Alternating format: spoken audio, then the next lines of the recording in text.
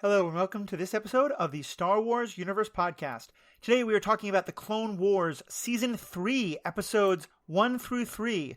We're looking at the training of troopers. We're looking at ARC troopers fighting their best to defend their home planet. And we're asking, is it possible to have Toydarians who aren't anti-Semitic? It just might be. All that and more after this commercial break we have no control over.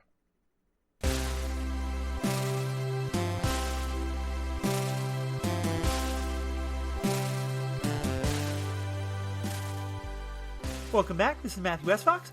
And I have a couple quick housekeeping notes to let you all know about. First of all, we've been a little bit rocky the last couple weeks, and I apologize.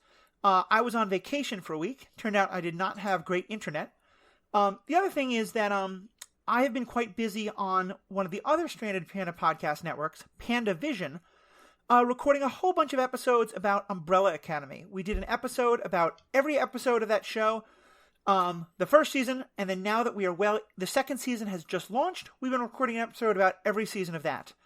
Jeff Randall has been very busy on that, and so that's why he's not been able to record his episode with me about the third of the movies, Revenge of the Sith, but he will be doing that very soon. Actually, if this episode goes up on Tuesday, as it should, that evening, he and I and Ashley Coffin will be doing a live stream on Twitch of us recording an episode about the Attack of the Clones. Revenge of the Sith, the third movie.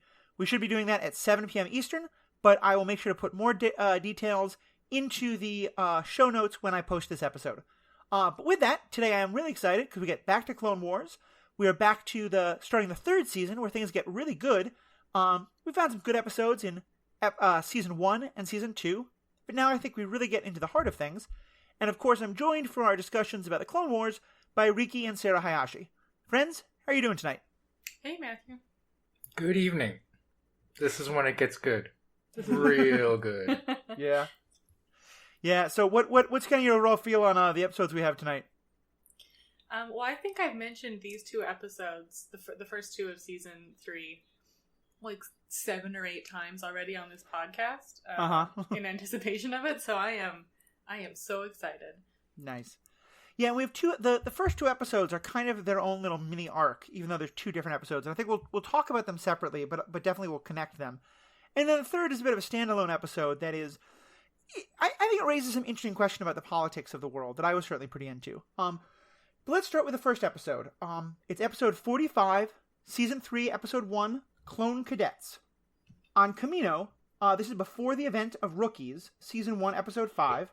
5 clone cadets of Domino Squad are at risk of washing out unless they pull their team together, while trainers Brick, Ellis, and Jedi Master Shaak Ti debate their fate.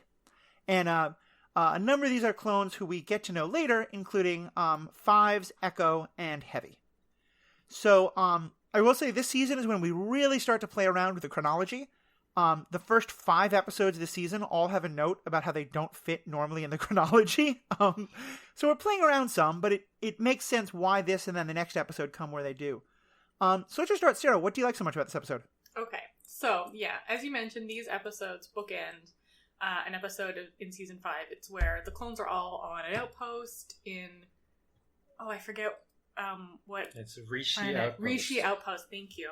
Out in kind of the middle of nowhere where nothing cool ever happens, and then some droids come and invade.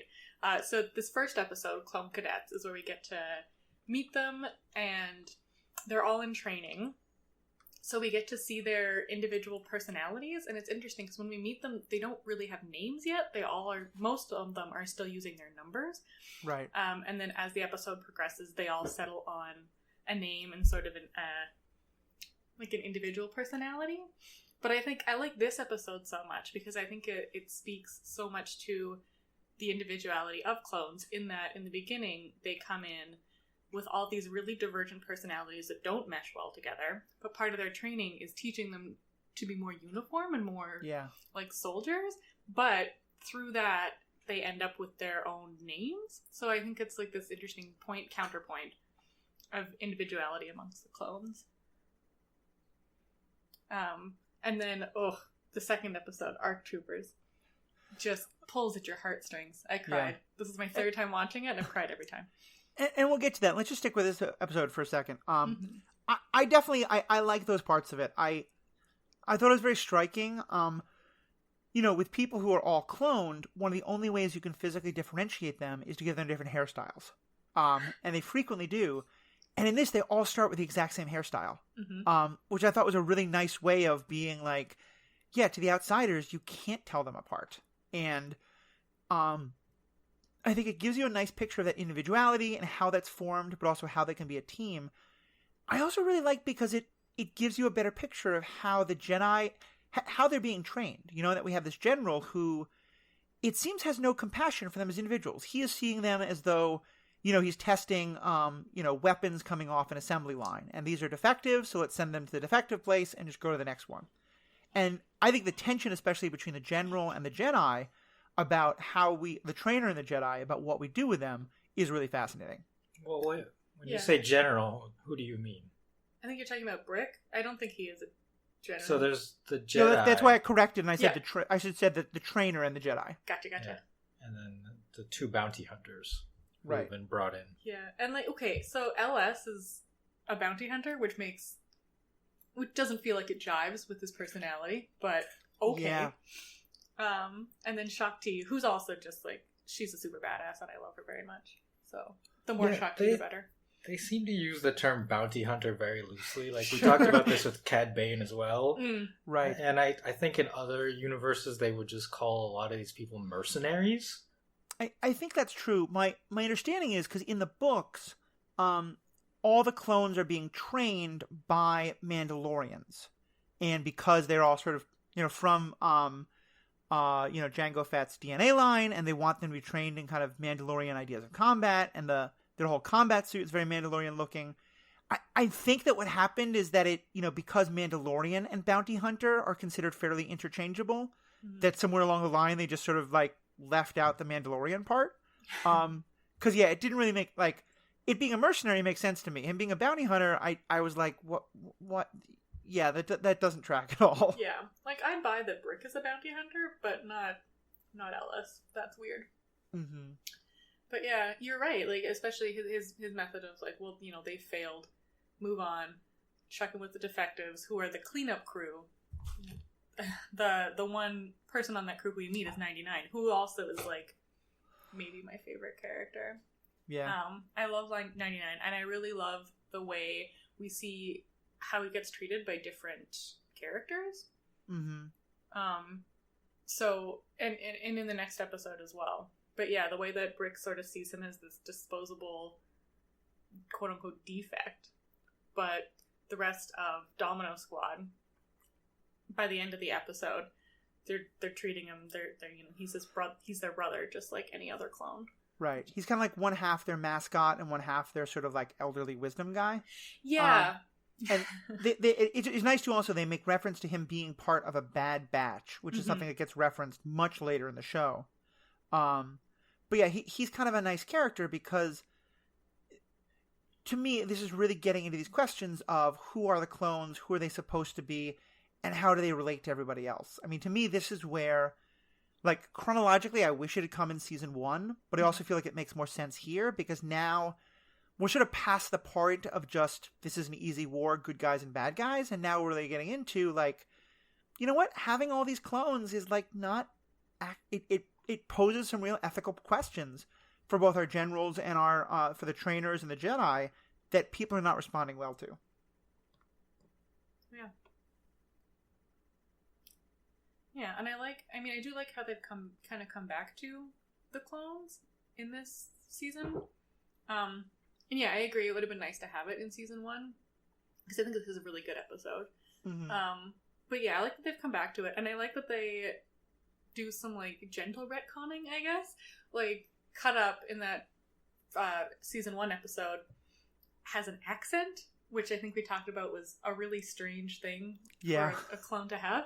But in this episode, we see Cut Up just affects a variety of different accents depending on how he feels that day. So I think it gives him a little bit of backstory.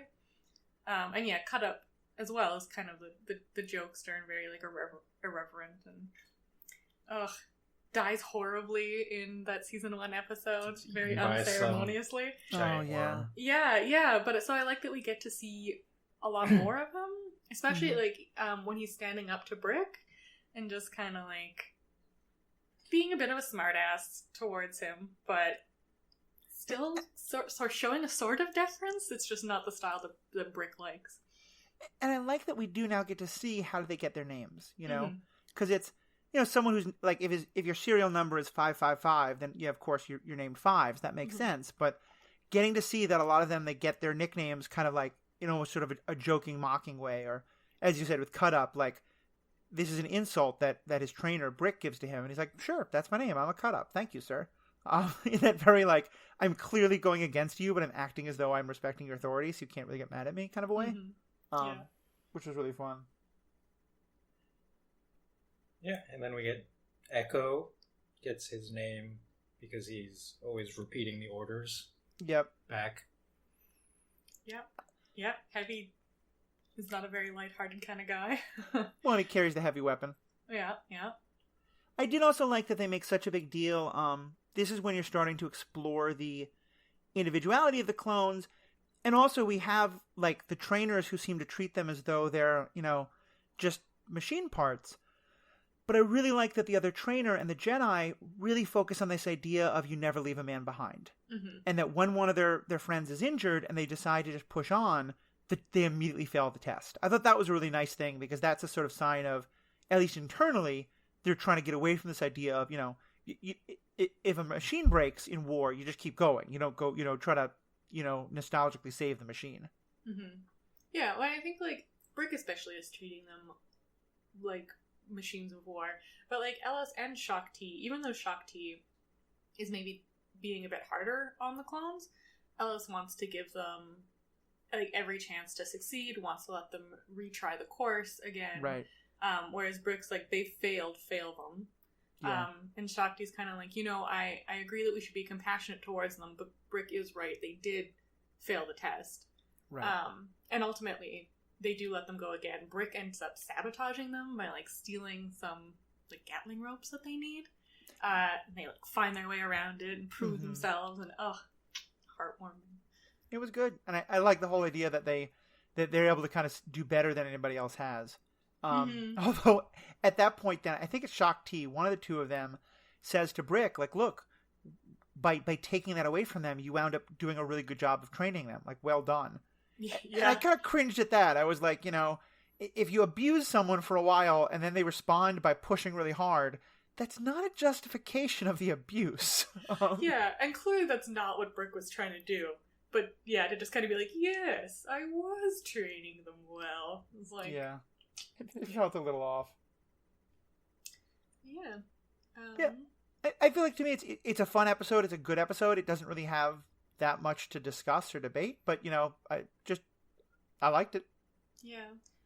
There's another part where I think it's Heavy and Echo, who really want to be ARC troopers after being on Domino Squad, who's clearly dysfunctional in the beginning and failing these tests. They go to Shaak Ti and they're like, yo, we'd like to be transferred to a better squadron. I think isn't that Fives? Fives and Echo? Yeah. For Fives and Heavy? I forget who it is. They all look exactly the same. And sound pretty much the same. Yeah. They go and Shaak Ti basically tells them, yeah, it's Fives and Echo request a transfer to Bravo Squad, who are like the A team, the best squad out there, clearly going to be ARC troopers. And I feel like they're the B team. The B team? B team. Well, they're Bravo. Okay, not the wrestling reference. That's B Squad. Anyway. Wow, you just made a wrestling reference. I know what's happening to me. They asked to leave, and Shaak Ti's like, no, work it out with the rest of your squad. You're not good, right? If you're gonna abandon your squad, which is like, yeah, it's a nice thing. Like, you have to learn to work together. You can't just sort of look for the perfect. Yeah. Right. Since it's so much part of the same arc, we can probably move on. Is there any other last thoughts on this, or should we move on to ARC troopers? Yeah, let's move on to... okay, so Heavy... part of this episode, Heavy decides that he wants to, like, just ditch entirely. He doesn't go to Shaak Ti, but he just wants to, like, get out of there. And 99 catches him and basically convinces him to stay. Yeah. And then at the end, once they've, like, completed their training and done very well, Heavy ends up giving his medal to 99. Yeah. Which is, like, super sweet. Oh. And it's just like, all right, well, I mean, like, you have to hold on to this for me. I'm going to come back and get it from you.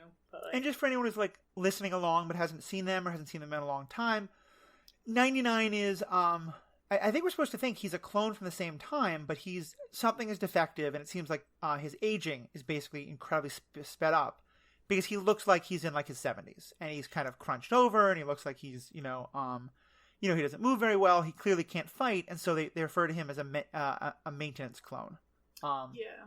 But he clearly has a real kind of like he seems like the kind of like old grandfather veteran talking to the new recruits kind of thing. Yeah, he's got like sort of a Quasimodo vibe, Yeah. I guess, in that like, yeah, he's a defective quote unquote clone. But yeah, like he's aging rapidly, like you said, or something like that. So yeah, he's hunched over, his face is kind of droopy. But I like that none of the clones talk down to him. Like, I find when you get like a disabled character in a show, there's sometimes people talk down to them in this like really patronizing way, and I like that nobody's patronizing 99. Like, Rick's sort of an asshole to him, but it seems like it's kind of recognized like he has an important role for morale in a way that like people recognize. Well, and he is like he's on the maintenance team, right? Like someone's got to drag all those dead. Yeah, exactly. But yeah, so Heavy gives his medal to 99 and is like, I'm gonna get this back from you later. And then in the season 1 episode, Heavy dies on Riki Outpost. So yeah, then we go to ARC Troopers. To bridge the gap in that episode, they have to blow up the station to stop it from transmitting a code or something like that. Yeah, the droids are trying to use it for something. It's been a while. I think it's actually to be able to attack Kamino, so it all kind of ties together. So the Separatists take over the station and are continuing to transmit the all clear code, even though a Separatist fleet is flying by. Right. So the clones initially get kicked out of the station, but then retake it and have to blow up the station in order to stop the all clear, and that will alert the Republic Navy that something is wrong. Right. And Heavy ends up sacrificing himself to make sure that the explosion goes off, and he stays behind and sacrifices himself for the rest of them. Yeah. And I kind of wish I'd seen it after seeing this, but it is not. Yeah, it is sort of give a. We're gonna have a lot of chronology problems. The next episode is weird because on the one hand it fits that it comes after, but also like the whole point is supposed to be that this is happening years later, so it's sort of like you wish they just trusted us to have some memory. But anyway, it is episode 46, season 3, episode 2, ARC Troopers. General Grievous and Ventress's Separatists force launch a major attack on the Republic cloning facilities on Kamino, with Anakin, Obi-Wan, and Jedi Master Shang-Ti and the 501st defending it. So what, again, I know you like this one as well. What kind of drew you in about this episode? Yeah, so as Riki mentioned, this is taking place immediately after that season 1 episode, where like the people trying to get to Kamino are Grievous and right. This was the invasion that they're not giving the all clear for now. Yeah, and so like Heavy dies blowing up the station. So a few members of Domino Squad show up and run into 99, and they're like, "Oh hey, welcome back, guys. Is Heavy with you? I've got his medal." And they have to explain to 99, like, no, Heavy didn't make it. Heavy sacrificed himself. And it's just, like, gut-wrenching. Yeah. And then... And notably, on this rewatch, I noticed that I believe it's 5s on the shoulder pad of his armor has painted Heavy's, like, large artillery gun. Yeah, as kind I saw of a that. tribute. That was such a nice little touch. Yeah. Then we get some interesting interaction with Obi-Wan riding more animals. Yes. Obi-Wan gets to ride more animals. And finally, the Separatists have an interesting battle strategy. Like, yes. They do this kind of cool thing where, like, it looks like the ships are, like, being blown apart and pieces of them are falling into the water. And the whole point is that actually they have, like, the pieces that are falling into the water are the actual invasion fleet. And, like, they have these aqua droids to kick them off. And it probably doesn't actually make any sense whatsoever, but it was just kind of like, okay, they're not just coming in being big and dumb and stupid the way they almost always do. And I thought that was a nice touch.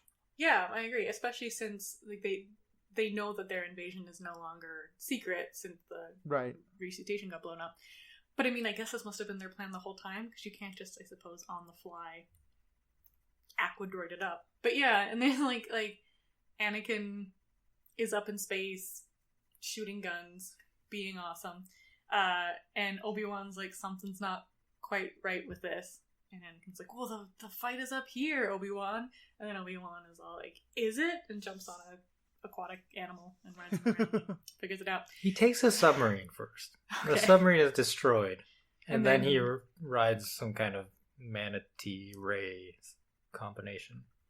It's great. Which comes back later and saves him, almost like eagle style, Lord of the Rings eagles. Yeah, it's good. Well, you know, he's got to have his zoology time.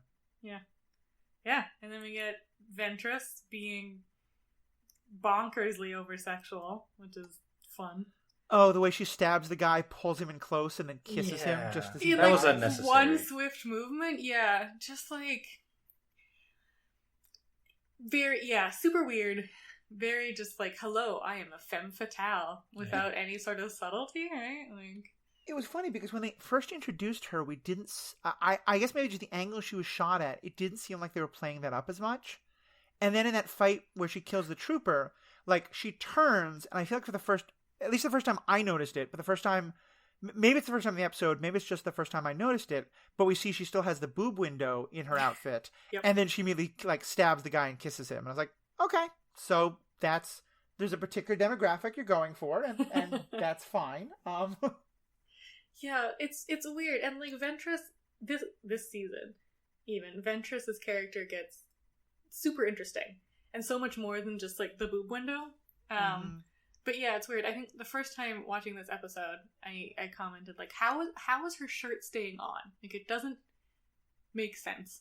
And I guess just like space, it's fine. But she's got like a neck part of her shirt and then sleeves, but then like it's backless and chestless. Listen, so I just don't. Okay, I think the Force means you never need an underwire.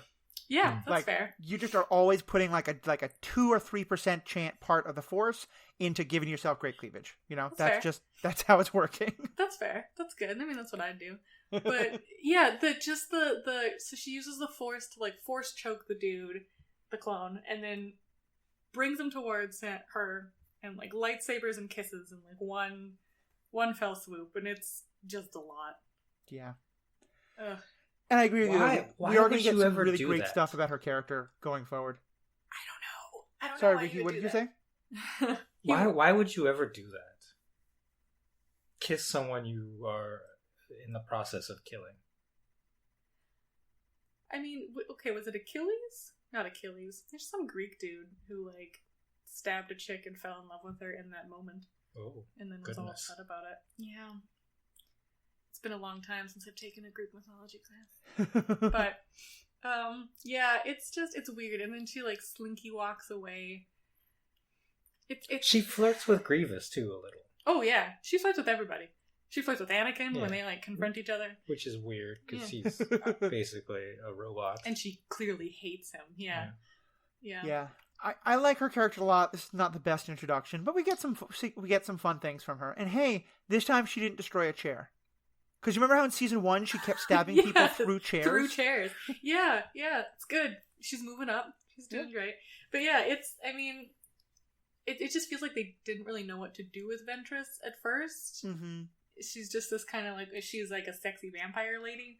And then, yeah, her character goes through quite an arc. It's great. It reminds me a lot of how I felt about Ahsoka in the beginning. Like in season 1, she was super annoying. I didn't like Sky her at all. Guy. Yeah. R2-y, just awful. Yeah. And then, like now, even at this point, I really like Ahsoka. And by the end of the series, she's maybe one of my favorite Star Wars characters. Ooh. Yeah, I think that's true. And let's not jump ahead again because people who haven't seen those things. The one other thing, like, there's a touching story we get, and some interesting moments happen, and we'll talk about that in a second. But there's a moment when our clone friends need to do everything they can to, like, rally the troops. And so they get some of the younger clones to help fight with him. And I had trouble being like, rah, get those 12-year-olds to fight with you. Like, I mean, they're clones, so I guess they're like 3 years old, although they're developmentally, like, they look about 12. And we had earlier seen a 12-year-old Boba do some terrible things. But still, like, that scene left me, I was not quite as happy to cheer that on as I think I was supposed to be. Well, this is that group, right? Like, this, isn't Boba, is Boba part of this? I mean, they never explicitly say, but... I feel like it's the same group. Of youths. But still, yeah, like, they come along, they've just done some sort of training mission, and are wandering around while the base is being attacked. And yeah, instead of being like, children, get to a safe place, it's like, okay, children, on your way to the safe place, why don't you help us blow up some droids? Yeah. Which, is not awesome. And then the part that makes me cry every single time, 99, who is part of this fighting. The clones need more weapons. 99 knows where they are, is very eager to help out, and was like, I know, I'll go get them. They, like, ask him to not go. He's running away and then, like, gets shot by the droids. Oh, and it's so sad. 99. So precious. Ugh. Yeah, I really teared up. That was a really nice moment. Yeah. It's so sad. And, like, he just wanted to help. He just wanted to do his part. Well, he did help. He helped so much. I think that's what makes it so touching, is that he was heroic. But I don't think he needed to, like, run off and get the guns to be heroic. And I don't think he saw that. Right? Like, in his mind, the only way to really be heroic is to be on the front lines shooting droids. I don't think 99 realized that all the stuff he was doing in the background supporting the clones was also a heroic action. And I think that's also what makes it so tragic. Yeah, I mean, it was a little unfortunate because they say at the end, like, he was a true soldier. And I kind of had a sense of, like, but he didn't need to be like, he did so many other good things without being a soldier. Yeah.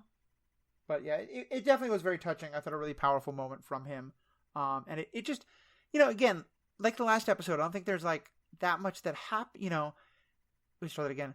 Like the last episode, on one level, there's not that much to dive into, but it was just a really nice kind of day in the life story for this one particular small group of clones. And not really a day in the life because it's a very important day for them, obviously, but it's just, there's very little of the Jedi. There's very little of these high level things. There's very little, like, arguing about planets. It's just this small little group fighting a small battle with very real consequences. Mm-hmm.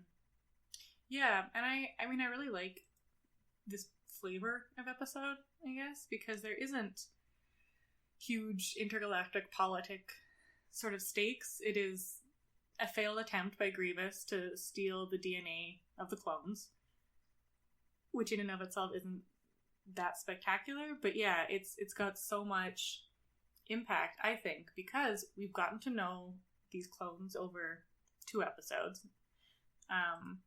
and, like, gotten to know them really well from their very beginnings as rookies to now, at the end when they get promoted to ARC troopers. Yeah, I don't know. I much prefer this to just, like, ships shooting at each other in space. Yeah. It humanizes what's happening, in a really real way. It puts, like, a human face and name on everything that we're dealing with in a way that I just think is really powerful. And I think is a nice way of kind of setting up, like, what's going to happen with the whole season. Mm-hmm. Yeah. Yeah, I think, honestly, my biggest critique about these 2 episodes is the fact that they're not in a chronological order, and at no point is it really indicated that they're not in a chronological order. You just kind of have to pick up on it. Yeah. Which, I mean, I did, obviously, went through the first watching, but it was weird at first, because it's like, okay, wait, what happened to Heavy? We just saw him. Where did he go? Why are they on Camino now? What's going on? And I think the way that they have each episode structured, with the narrator coming in with his, like, old-timey war spiel, being able to put, like, dateline, what the date is, would be, like, a really quick fix and really help, I think, the audience contextualize these episodes. I don't know. That's my nitpick for these episodes. Tell me what's the year? The year. And then you get into the whole question of like, what is date? How do dates work in space? That gets really, really complicated and just physically just dumb. make it up. Just give me it's space year 7. I don't care. Just let me put it in between space years 6 and 8. That's all. That'd be nice. Well, trying to put a chronology to Star Wars actually is very problematic. Is this like the old Obi-Wan problem, or? There's that. There's also the fact that it takes like 30 years to make the Death Star, basically. Yeah, there's just so many time inconsistencies that don't really line up. And I think it's what happens when, I think it's, we are so used to the idea now that when you make a piece of media, like everyone's going to Google everything, and so everything has to line up perfectly. When these movies were being made, or even when these TV shows were being made, especially given that the audience was like 6 to 12-year-olds, like that, and granted, it does actually work for many other audiences, but I think they just weren't thinking in those terms, and it's too bad, because I think it would have been a lot better if they'd been thinking like, yeah, we can't be so lazy about this. We have to actually pay attention to those details. Yeah, I guess my counterpoint would be to follow such a strict chronology, we would have to move away from these characters that we know and love, and away from these big plot points in Star Wars history that we're all familiar with.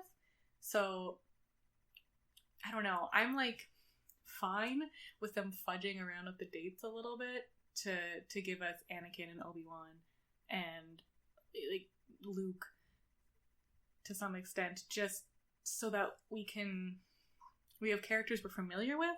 Right. I don't know if that made sense, what was coming out of my mouth, but yeah, no, I mean, I think that it's fine to air them in this order. I just wish that we could then, like you said, we didn't have to go look up on Google where this fits. Yes, yeah. Just tell me at the beginning of the episode where it fits. All right, should we go on to the last episode? Yeah. Well, I got some Grievous stuff. Okay, because he was Spider Walking Grievous. Yeah, General Grievous was largely absent in season 2. Right? Yes, that's correct. In a couple episodes. And here he makes a triumphant return. Does the spider walking to get away.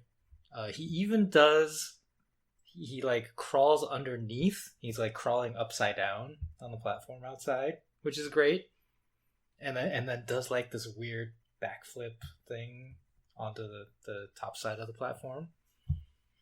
And then, of course, has the classic Kenobi. And it's just great. It's great to have General Grievous back doing Grievous things and being the villain.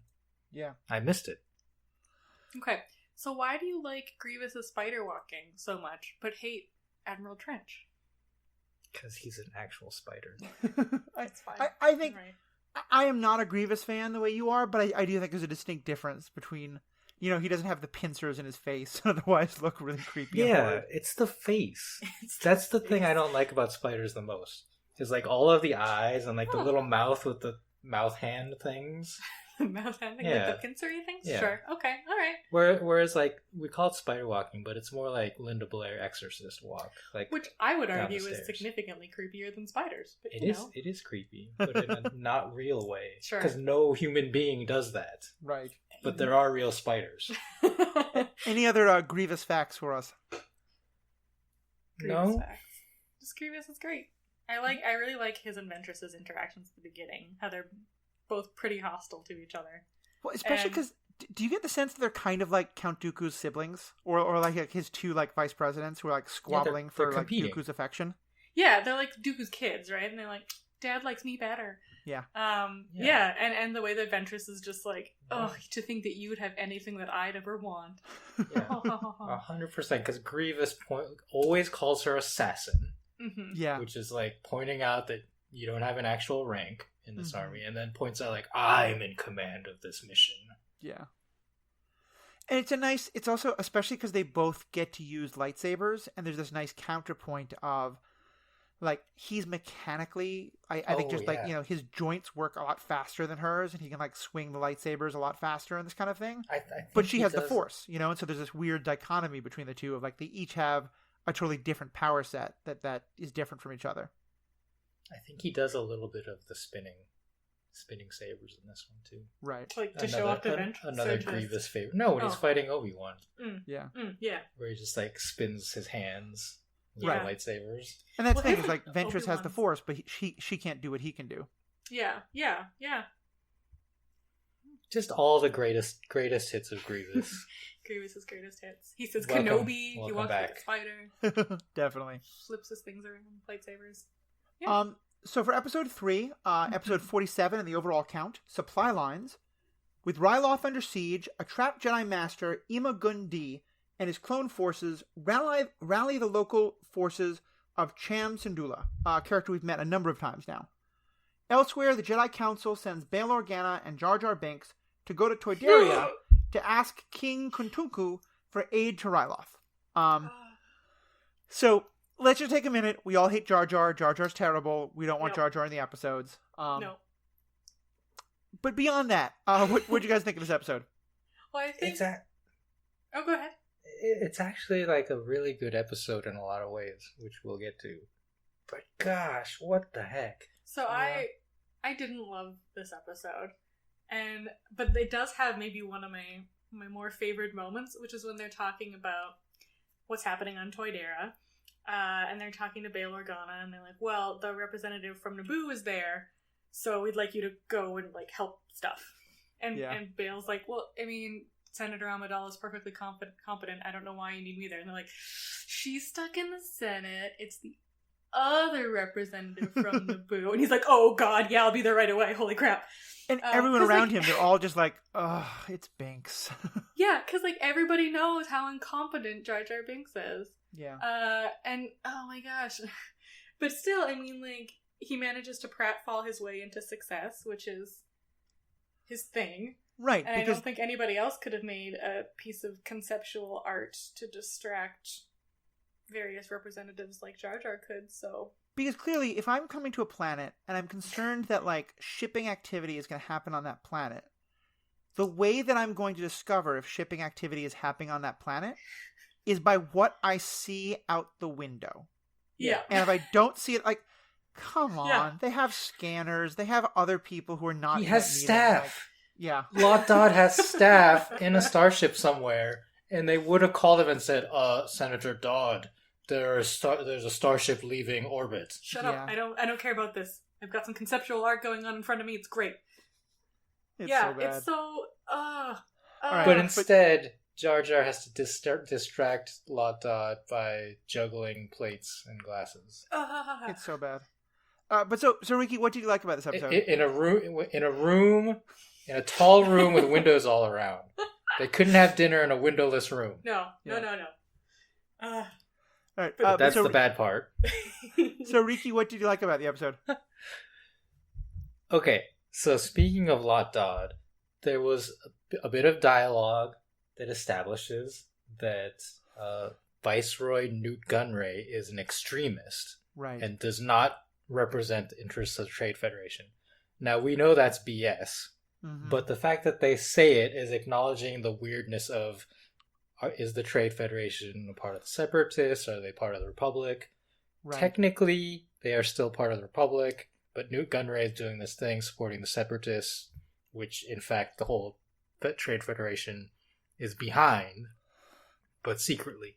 Right. And frankly, I mean, that's something that off a lot of historical precedent, like when, rogue CIA agents were active in Central America and Reagan would say like, "Oh no, we had nothing to do with that." We disavow. When, in the Spanish Civil War, all of these countries like just had people who we were like, "Nope, that's not us. We're certainly not, supplying them with all the ammunition that they need from the fascist and Nazi governments. Like, nope, not doing that." So yeah, I definitely liked that. I feel like this was a very good political episode, which Sarah, I know is not your thing, and maybe part of why you were not into it. Probably, yeah. But I liked that distinction, like that at least there's this fiction that's being maintained between the Trade Federation government and the Newt Gunray extremists. I also really liked the position that the Toydarians were in. First of all, by the way, they managed to bring the Toydarians, who were we first got introduced to them because of the character who is the owner of Anakin and his mother in the first movie, Phantom Menace. Hey, what you say? You don't like Watto? Well, I would just say I think that, that's a movie with a lot of competitions. There's the pod racing competition. Mm-hmm. There's the who's gonna, do what on Naboo competition. And there's are the Trade Federation more racist against Asians? Or is Watto more anti-Semitic? Because they're both... Jar Jar. You've got Jar Jar in there, too. And Jar Jar more racist against, Caribbean. But they managed to make the Toydarians not be anti-Semitic. Like, they have big noses, but that's just their race, and there's not the accents, and there's nothing about commercial stuff. There was a variety of different accents. Yeah. From the Toydarian, group. Yeah, which, I appreciate it, and I think that's what you're getting at, Matthew, right? Yeah, it showed that there's nothing that they were getting away from the anti-Semitic portrayal, and they're also just showing that it's a diverse group of people, which kind of makes the Watto character make more sense. But I also I'm curious. So, and to kind of remind people or let people know who didn't see the episode, basically Bail Organa comes with Jar Jar, but it's Bail Organa, and what he wants to do is there's this blockade around Ryloth, and the Republic has blockade runners that can get past the blockade, but they need to be fueled up, and they need to have, they need to be loaded with supplies that they can take to the people on Ryloth. And what's actually happening on Ryloth doesn't actually make any sense, but let's put that aside for the moment. And the point is that Toydaria is the one place where the ships holding the supplies and the ships that can take the supplies can meet up. Again, it's a huge MacGuffin, but let's just go with it. Space geography. So what Bail Organa says is, look, this is just a humanitarian crisis. We need your help. And then the Trade Federation person, Loch Dud, clearly because he's much more on Newt Gingray's side than he wants to admit, but he basically on a couple different occasions points out that Senator Organa is lying and isn't being honest about that he's actually asking the Toydarians to come a lot closer to breaking the neutrality agreement than he claims he is. And I wound up feeling like they were right. Organa is not treating the Toydarians well, and he's kind of manipulating them, and I really like the idea that the Toydarians had to kind of make a hard decision about this.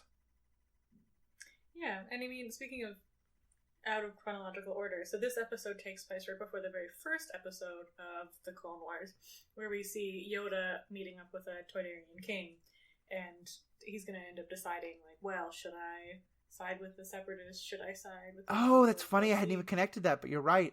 Yeah, at the end of the episode, they make reference to it saying, "We will send a representative." Yeah. Right. But they don't tell you that this is right. very first episode. I think they might have said even Yoda, right? But so what's your take on the position that Organa puts the Toydarians in? It's politics as usual.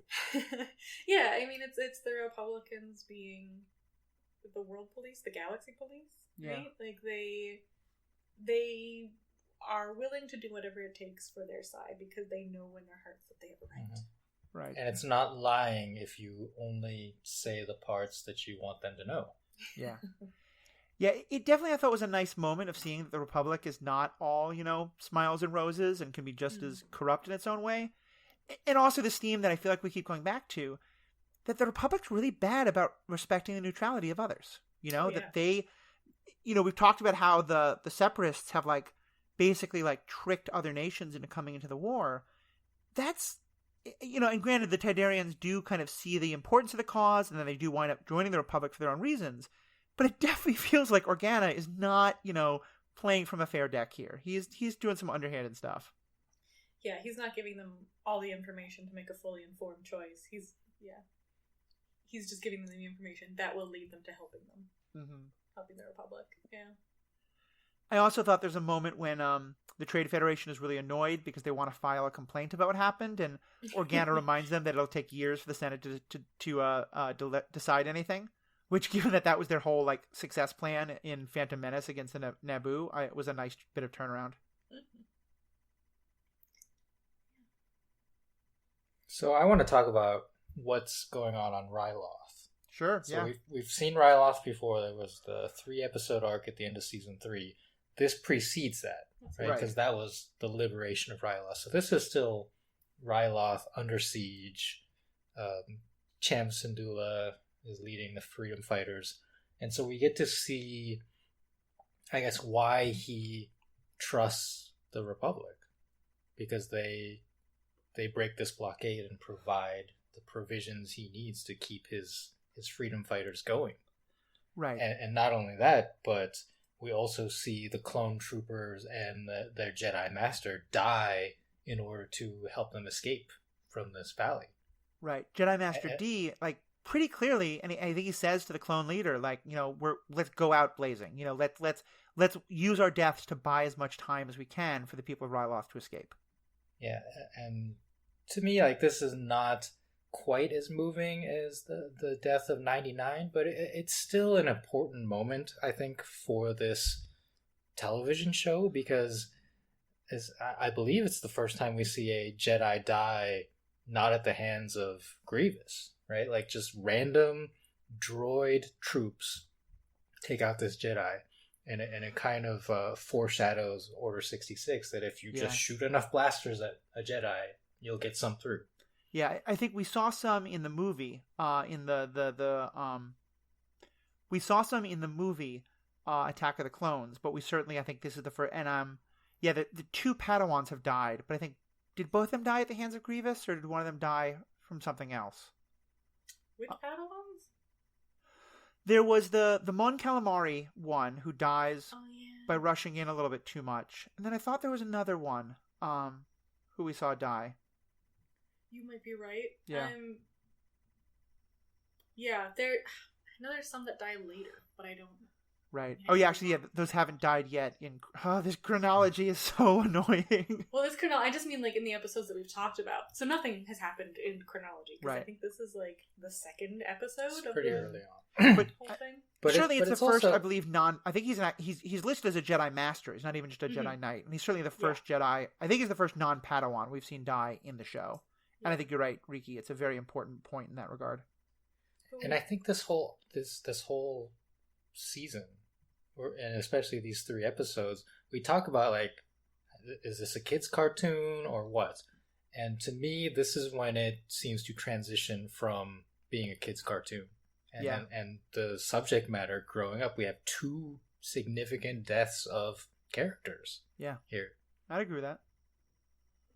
Yeah, like, I think it's still a kid's cartoon in that kids can watch this and enjoy it, but it's not like Saturday morning cartoon, right? Yeah. Like, it's a thing where you probably want to watch it with your parents, and you can talk about some really deep moral implications of conformity and war and all that sort of stuff. It's not just droids going Roger Roger for cheap laughs anymore. Yeah, to me, it's now more in the Batman the Animated Series kind of a world, you know, where it's like there's some kid stuff, but there's some real adult topics being talked about. But I think you're perfectly right. It's in ways that adults can talk about with their kids. We actually did an episode on superhero. We did an episode on superhero ethics a while ago with Jared Silva, who is a parent, talking about how he uses shows like this to talk to his kids, and I think this is a great example of that. So yeah, I'm looking over my notes. I think it's everything I wanted to say about this episode. Any other stuff you had on this episode? I like the architecture. I also like that we get to see more about Chom Syndulla, who, especially if you watch Rebels, comes into play a lot more. But I liked seeing the architecture of the Toydarians, because they've got the really, really tall open spaces, and because they fly, like, that makes sense. And I think it's just, like, a neat little thing to include, like a really small detail that has, like, a big payoff. You probably, like, wouldn't even necessarily notice it that much. It's just, like, little world building bits that... Yeah, I'll admit, I didn't even notice it, but you're right, that's a brilliant little thing. Yeah. Cool. I think the animation has also picked up this season significantly. I think so. Just in the scenes of this last episode, the battle scenes on the planet Ryloth, the explosions and all that, I think were much more detailed than we've seen, and as well as, you know, the characters' faces and the expressions on them. So a lot of the stuff is just getting better, and of course the writing. I want to make sure, like, to acknowledge the writers of these episodes, if we can pull that up, because I think they did a great job. And I kind of want to pay attention to other episodes that they write upcoming, just to see if we can, you know, notice some patterns in our favorites, perhaps. Yeah. So the first 2 episodes, Clone Cadets and Art Troopers, were both written by Cameron. Oh my goodness, were both written by Cameron Litvak, I think it is. Litvak? Yep. Yeah. And directed by Dave Filoni, which makes sense. And then Supply Lines. Actually, Arc Troopers was directed by Kyle Dunleavy, but the first one was Dave Filoni. Yeah. Dave Filoni. And then our Supply Lines has a bevy of writers. There's 3 writers: Steve Melching, Egan Mahoney, and Drew Z. Greenberg. And it's directed by Brian O'Connell. Yep. So those names are actually, I've seen them a lot. They've been around. I think especially Melching did like the first couple in season 1. Yeah, so like probably staff writers who've been around for a while. That sounds right. It's just like, it feels like these are episodes that you make when you know your series isn't going to get canceled after one season, so you can kind of flesh out a little bit more details. You don't have to rush to the conclusion that you know you have to get to. And you've had like some more time with your characters to really sit and figure out what your show's about, instead of just like, this is going to be the filler between X and Y movie. I also think this was the point at which George Lucas started to be more hands-off and kind of just let Filoni especially kind of just take over and give the direction of the show, which is really good, I think.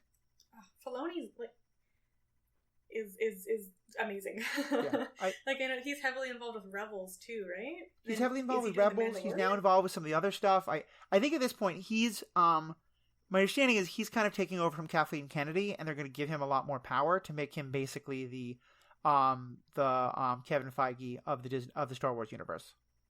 That's awesome. I'm here for it. Is he taking over from Kathleen Kennedy, or do they just have different jobs? I think he is the role that she was supposed to play in terms of being the overall kind of like the person with the overall vision of the universe is something that he is now doing instead of her. How that's being done in terms of the corporate positioning or something, I have no idea. Yeah, I'm just wary of that narrative, because we don't know what their jobs specifically are and what their relationships are within the company, and Kathleen Kennedy is clearly still there. I'm pretty sure, and again, this is kind of way outside of our purview, and we can kind of look it up for future episodes. But I'm what I remember of the press release was that they were very specific that thanking Kathleen for the work she had done, and that Dave Filoni was going to be taking a more active role in that Kathleen was sort of handing over a lot of that to Dave. Again, that's my memory of a press release I read a couple of months ago, so I could be completely wrong. But that's it. That's at least my memory. It's not just kind of a guess based on what was been happening. Yeah, fair enough. And also, like, I could look it up right now. Something to look up. But yeah, so I think the writers being some of the early season 1 writers, it makes a lot of sense that it's like these tie-in episodes, right? Like callbacks to the first Yoda episode or to the Rookies clone episode.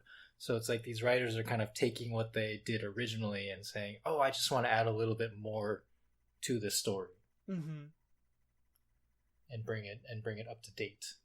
Oh my goodness, there appears to be quite a bit of controversy regarding Dave Filoni versus "quote unquote" Kathleen Kennedy. Yeah, so this might be something we'd have to talk about in like a later episode once we've done some reading.